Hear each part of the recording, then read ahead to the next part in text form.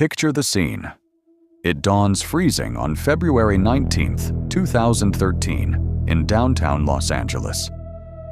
Unsuspecting guests inside the historic 14-story Cecil Hotel turn their faucets, wash their faces, brush their teeth, and swallow glasses of dark, brownish tap water. A sharp, metallic flavor assaults their tongues. A foul odor suffocates their breath.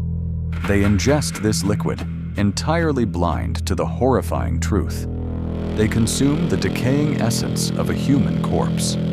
This aquatic nightmare forces hotel management to dispatch maintenance worker Santiago Lopez to the roof. He scales the cold metal ladder, approaches one of the 4 1,000-gallon water tanks, and shoves aside the heavy 20-pound metal lid. His flashlight pierces the pitch-black interior, illuminating a sight that shatters the mind. Floating face up in the freezing depths rests the bloated, naked, decomposing body of a young woman. Her clothes, watch, and room key lay entombed at the bottom. Thus erupts one of the most sinister and agonizing mysteries of the 21st century: architecture of a nightmare. The blood-stained bricks of Skid Row. Death rarely strikes in a vacuum. It carefully selects its theaters. Architect Loy Lester Smith erected the 700-room Cecil Hotel in 1924, dreaming of Art Deco glamour. But time devours glory. The building decayed, sinking into the abyss of Skid Row, America's most dangerous neighborhood, where 5,000 unhoused individuals navigate streets plagued by violence and narcotics. The hotel bleeds dark history, acting as a magnet for human monsters. During the 1980s, the infamous serial killer Richard Ramirez, the Night Stalker, claimed the Cecil as his sanctuary, casually wandering the halls drenched in the blood of his 13 victims. In the 1990s, Austrian strangler Jack Unterweger hunted from these very rooms. Even the legendary Elizabeth Short, the mutilated Black Dahlia, reportedly drank her final cocktail in the hotel's bar before her gruesome demise. Former manager Amy Price alone documented around 80 unnatural deaths during her 10-year reign. Into this concrete hellscape, a bright, naive student carries her luggage. A mind at war, dissecting the soul of Lam Ho Yi. Born in Vancouver on April 30th, 1991, to Hong Kong immigrants, Lam Ho Yi, known as Elisa Lam, possesses a brilliant, creative mind. She devours fashion, reveres the literature of Haruki Murakami, and spills her deepest existential dread onto her Tumblr blog. She quotes Chuck Palahniuk, typing, "You're always haunted by the idea you're wasting your life." Yet, beneath this vibrant intellect, bipolar I disorder ravages her brain. The illness violently swings her reality between euphoric mania, terrifying paranoia, and soul-crushing depression. She swallows a strict cocktail of antidepressants, antipsychotics, and mood stabilizers to tame the beast in her head. Desperate to seize life, she convinces her terrified parents to allow a solo West Coast adventure. She conquers San Diego, posts joyful updates, and finally breaches Los Angeles on January 26th, checking into the Stay on Main, the Cecil's rebranded hostel section, on January 28th. She writes about the hotel's classic vibe, suggesting director Baz Luhrmann film The Great Gatsby there. But within 48 hours, her mind fractures. She locks her roommates out, scribbling venomous notes demanding they get out and go home. Management exiles her to a private room on January 30th, the Phantom's Waltz. 4 minutes that paralyze the planet.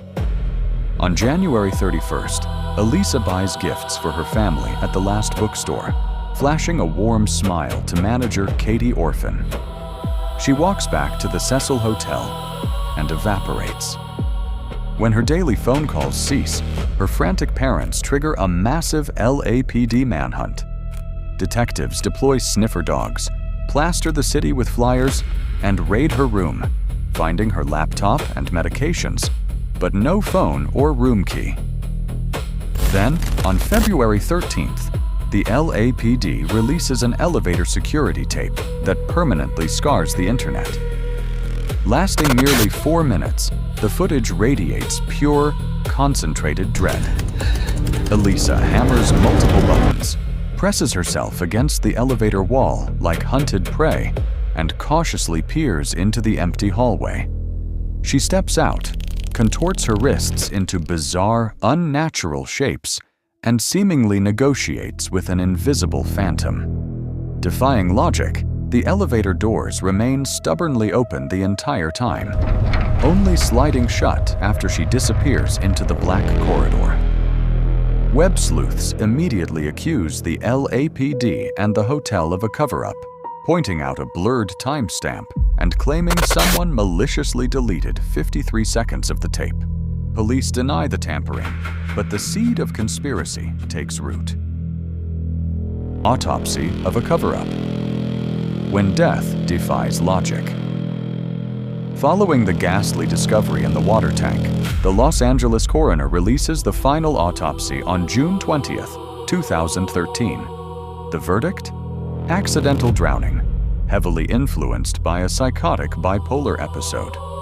Toxicology confirms the absence of illegal drugs, but reveals she severely undermedicated herself. Pathologists dismiss the chilling rectal prolapse and anal blood pooling as natural post-mortem gaseous bloating, completely ruling out sexual assault. They theorize that freezing temperatures triggered paradoxical undressing, a fatal biological glitch where extreme hypothermia tricks the brain into feeling intense heat, forcing victims to rip off their clothes moments before death. But human logic fiercely rejects this clinical simplicity. How does a hallucinating, frail young woman bypass a locked rooftop door that triggers a deafening staff alarm? An alarm that never sounded? If she utilized the treacherous, rusty fire escape in pitch darkness, how did she scale a 10-foot tank lacking a ladder, heave open a massive metal lid, plunge into the freezing water, and somehow close the lid from the inside? Algorithms of madness, the synchronicities that break reality. Here, the narrative transcends mere murder and enters the realm of terrifying, impossible coincidences that still baffle investigators today.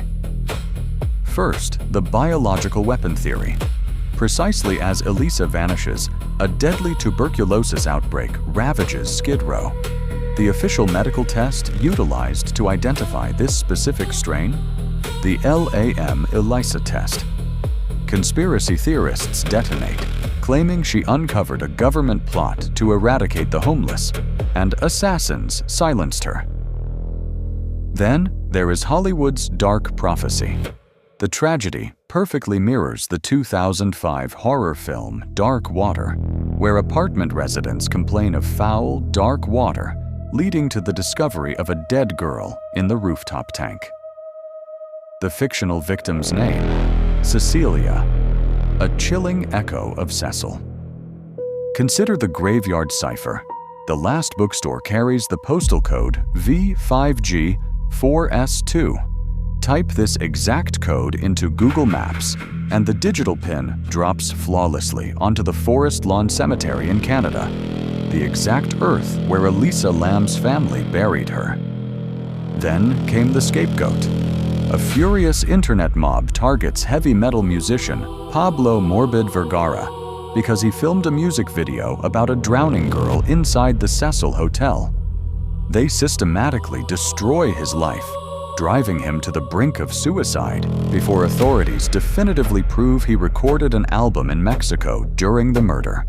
And finally, the phantom blogger. Elisa's Tumblr continues publishing philosophical reflections months after the tank swallows her. Echoes of the abyss. The tragedy we refuse to let die. In 2013, Elisa's grieving parents sued the Cecil Hotel for wrongful death. A judge dismissed the lawsuit in 2015, ruling the establishment could not foresee a guest scaling a water tank. Shockingly, even as the LAPD recovered the rotting corpse, the hotel's audacity forced incoming guests to sign a legal waiver acknowledging the contaminated water, allowing them to stay at their own risk.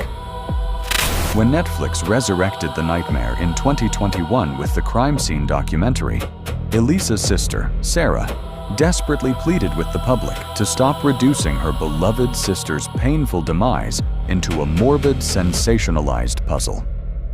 Elisa Lam's fate remains the ultimate paradox, a collision of failing mental health, architectural horror, and internet frenzy. It forces us to confront how quickly we turn human suffering into digital entertainment. Now, after navigating this labyrinth of blood, water, and madness, I challenge you to answer this directly. If you stood in front of those elevator doors at the Cecil Hotel on that freezing midnight, watching Elisa negotiate with thin air, do you believe a chemical imbalance in her brain dragged her to the bottom of that dark tank? Or do you believe some sinister breathing entity roamed those halls, executing a crime the world is too blind to solve? Drop your ultimate theory in the comments below, because the true missing piece of this puzzle might just live in your mind.